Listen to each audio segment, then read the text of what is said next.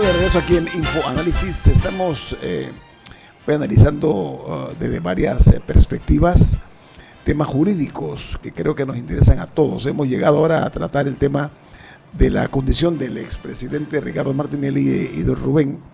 Él disparó una pregunta al exfiscal y exmagistrado José Abel Anengor, que lo deja así un poquito perplejo, ¿no? No, es que las preguntas fáciles son las difíciles, ¿no? Difíciles, ¿no? Sí. A ver, cuente usted su opinión. Sí, mire, en la República de Panamá ahora mismo confluyen dos sistemas de procesamiento penal. El sistema penal acusatorio y en un gran número de expedientes el sistema inquisitivo mixto. Y digo quedan esos son casos más que todo viejos. Claro. Y que la última instancia se está practicando en Panamá. Usted observará, usted me pregunta en qué incide. Sí, incide por lo siguiente. Mire, aquí se ha hablado regularmente del juez 15º del circuito penal, que es una persona que incluso se estaba haciendo un análisis que decía que cómo era posible, yo escuchaba al señor Valenzuela, que cómo era posible que 40% de los casos, de los casos de alto perfil, quedaran en ese juzgado, que si se estaba manipulando el reparto. Leslie Loaiza, ¿no? ¿Por qué? Sí. ¿Qué era lo que sucedía? Que todo quedaba en ese juzgado y que todo terminaba con acciones de nulidad. Hay muchos procesos que todavía terminan bajo las normas del sistema penal inquisitivo mixto. ¿Por qué? Porque las investigaciones inician antes de la entrada en vigencia de la implementación el 2 de septiembre de 2016 en la ciudad de Panamá. Incluso hay un fallo del Pleno de la Corte Suprema de Justicia en un caso de Fran de Lima y otro grupo de personas que señaló que todos los casos que ingresen al sistema a partir del 1 de enero del 2018, aunque se hayan dado dentro, los actos de esos casos se hayan dado en la vigencia del sistema penal inquisitivo, entran bajo las reglas del sistema penal acusatorio, porque la descarga no podría ser una descarga infinita. Entonces, en ese norte, esa confluencia de dos sistemas de procesamiento simultánea, a mi juicio, es problemática. Debe la descarga terminar en algún momento. La descarga no puede durar 5, 10, 15 años. La descarga hay que acabarla para que no se den este tipo de temas o de confusiones que ahora los procesos de Martinelli, por lo menos, entraríamos en un análisis de estos procesos. ¿A qué sistema pertenece? ¿A qué sistema pertenece? Porque ya no existe el tema de que él tenía algún tipo de condición específica de diputado del Parlamento Centroamericano, o que le brindaba una condición de ser investigado bajo las normas del sistema penal acusatorio. Todo ese tema queda en el debate. Aunque recientemente se ha hablado de una posible reforma al sistema penal acusatorio, ya habiendo tenido varios años el sistema en función, ¿cuáles son algunos huecos que deberían arreglarse? Esa pregunta es sumamente importante. Mire, uno de los huecos más significativos que se ha detectado en el sistema es la demora que existe entre que el fiscal solicita una diligencia de allanamiento y registro al juez de garantía y el juez la decreta.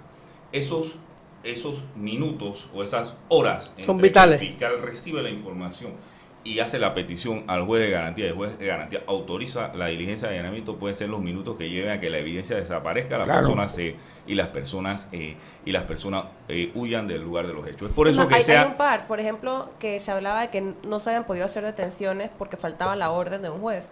Yo recuerdo, estoy segura que todos recordamos, el muy confuso incidente que hubo en el Corredor Sur, que hubo varios autos involucrados y con un tiroteo. Una corredera. Sí. Y que se le preguntaba, días después, ¿detuvieron a alguien? ¿Dónde están los detenidos? Y decían, el juez no ha dado la orden.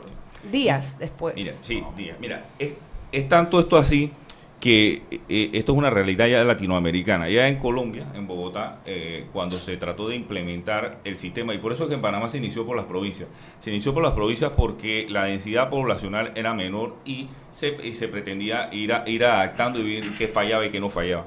Pero cuando se llegó a la ciudad de Panamá se han obviamente detectado ciertas fallas. En Bogotá, vuelvo y te digo, se inició con este control previo del juez de garantía. ¿Qué era el control previo de garantía? Yo como fiscal solicito la autorización del juez de garantía, el juez de garantía me autoriza y yo procedo con la diligencia. Practícala. En Bogotá ya se cambió, porque en una ciudad tan enorme esto resultó inviable. Entonces el Código colombiano se cambia y se dice el control es posterior.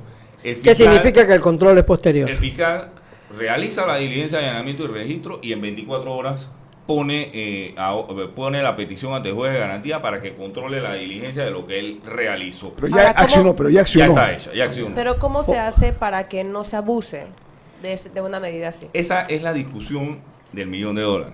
Y esa es la discusión del $1.000.000 porque cuando se trató de implementar el sistema penal acusatorio en Panamá, que solamente estaba pendiente Haití y Panamá para la implementación del sistema penal acusatorio en todas las Américas, y se decía que en Panamá los fiscales abusaban del poder, abusaban de las detenciones preventivas, abusaban de las diligencias de allanamiento y registro, que habían personas en los centros penitenciarios sin haber ido a juicio por 2 años, 3 años, que estaban bajo detención preventiva, que posteriormente resultaban absueltas o liberadas de los cargos, y Panamá resultaba pagando grandes indemnizaciones en la sala tercera por los excesos de los fiscales actuando solidariamente, que se dijo, hay que cambiar el sistema. El fiscal está teniendo funciones jurisdiccionales, es decir, el fiscal está amasando unas funciones que no son propias de él, sino son de los jueces. Los fiscales, pero en función preventiva, ¿no? Los fiscales realmente no pueden dictar medidas cautelares, los fiscales realmente no deben realizar diligencia de allanamiento y registro. Entonces, esto se convirtió en una lucha entre el Ministerio Público y el órgano judicial, y es donde está el defecto del sistema, porque esa lucha no debe existir, debe estudiar, trabajar en concatenación de quién tenía el poder. Mire, es una realidad, y por eso la pregunta es tan interesante. El que decreta la detención preventiva, el que decreta la orden de allanamiento, es el que tiene el poder. Y nadie quiere ceder el poder. El fiscal no quiere ceder el poder, ni el juez quiere ceder el poder. Ahí está el poder de la investigación criminal. Entonces, al final del día, ¿cuál es la medida más justa y efectiva? O sea, ¿cuál es como la combinación, qué precedentes hay en otros países positivos que demuestren cuál es como el mejor punto medio entre esas dos choques de poderes? Hay una realidad entre las personas que ven el derecho penal. La efectividad versus las garantías constitucionales de la persona. Siempre tiene que haber un equilibrio. Sí, por eso pregunté entre efectividad y justo. Y justicia. Efectividad y justicia. Ese es el equilibrio que tiene que haber. Entonces, si dentro de las reformas que se pretenden hacer, se quiere devolver al fiscal la posibilidad de que ordene diligencia, allanamiento y registro, que es el punto neurálgico de la discusión, aquí tienen que haber severas sanciones en los controles de los jueces de garantía cuando se hagan diligencia, allanamiento y registro ilegales. ¿Por qué? Porque en Panamá se veían casos de fiscales que hacían diligencia, allanamiento y registro ilegales de manera reiterada, lo generaba un contrapropósito en el sistema, que era la llamada teoría de los frutos del árbol envenenado. Y esa teoría de los frutos del árbol envenenado, ¿qué te trae?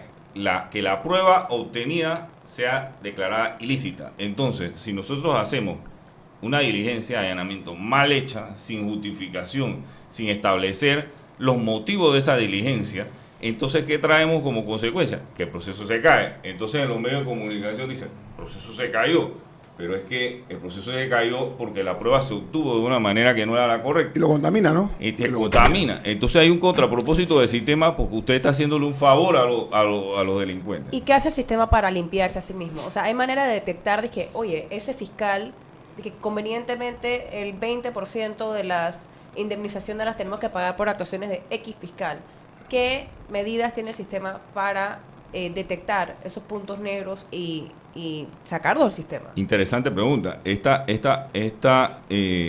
sistema siempre tiene mecanismos para autodepurarse. Y miren, en los bancos, por ejemplo, en los bancos hay sistemas de autodepuración de personal que está en puestos claves, en puestos de atención de banca privada, en donde se manejan fuertes capitales procedentes de actividades, digamos, delictivas, pueden caer por fuertes capitales.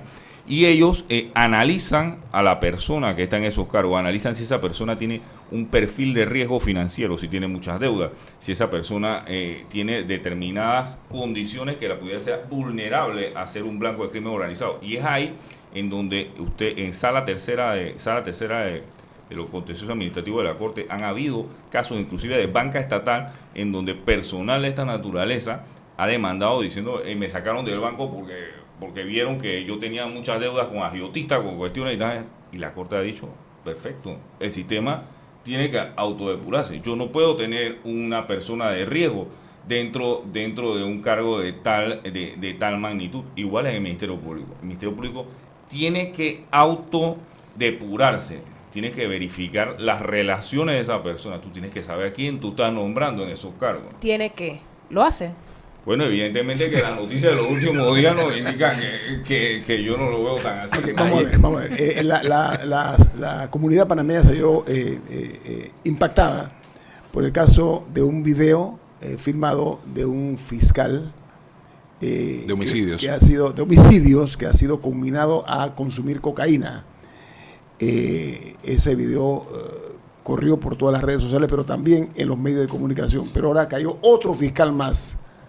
Y un paréntesis también, porque el fiscal, el primero, de homicidios, él alega que se trató de una extorsión y que fue bajo amenazas. Sí, por sea verdad o no, es algo que hay que considerar a la hora, o sea, porque el hecho de que haya sido vulnerable a eso en primer lugar es noticioso en sí. Y antes de que pasemos al segundo tema, aprovecho que tenemos a un ex fiscal en la mesa. ¿Qué tipo de protección le ofrece el Estado a los fiscales, que particularmente los que tienen que ver con temas de narcotráfico, de homicidios? O sea, ¿ellos salen en su carro para su casa o tienen derecho a algún tipo de protección? Mire, lo que sucede es que con el sistema antiguo, la estructura administrativa de la fiscalía era diferente. Es decir, en una fiscalía tú encontrabas oficiales escribientes, encontrabas oficiales mayores, encontrabas gran número de asistentes y los fiscales. El fiscal realmente era un coordinador de todo ese grupo porque la gran cantidad de actos de investigación se daban dentro de la fiscalía. Hoy en día, como casi todo el control de los actos de investigación se dan en sede del sistema penal acusatorio, entonces lo que sucede es que se ha eliminado la nomenclatura de esos cargos como de escribiente, secretario, asistente, y la mayoría de personal que realmente, y esto discúlpenme lo que se lo tengo que decir así, no tienen las condiciones de fiscales, reciben el nombre de fiscales adjuntos, realmente son asistentes de fiscales, que son personas que van a las sedes del sistema penal acusatorio a realizar audiencias. Se ha potencializado el número de audiencias.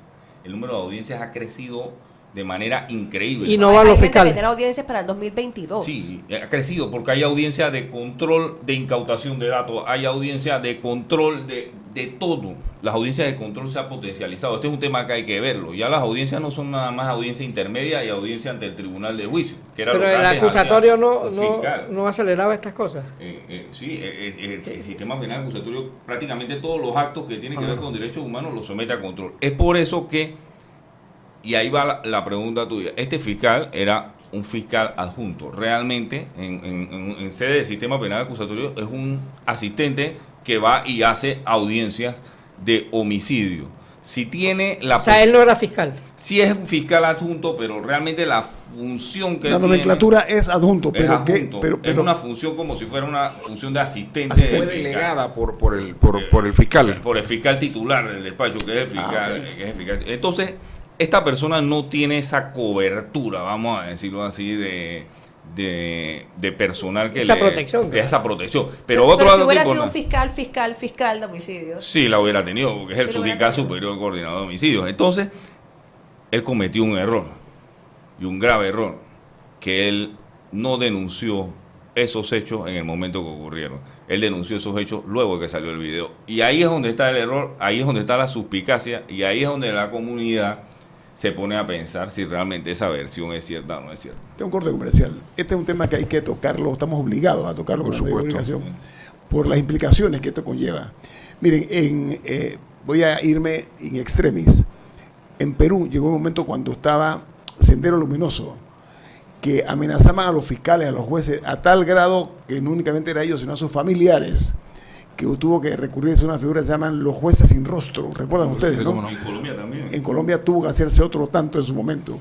Panamá debe desde ya vacunarse para evitar ese tipo de situaciones. Vamos al corte comercial, ampliamos aquí en Info Análisis, un programa para la gente inteligente.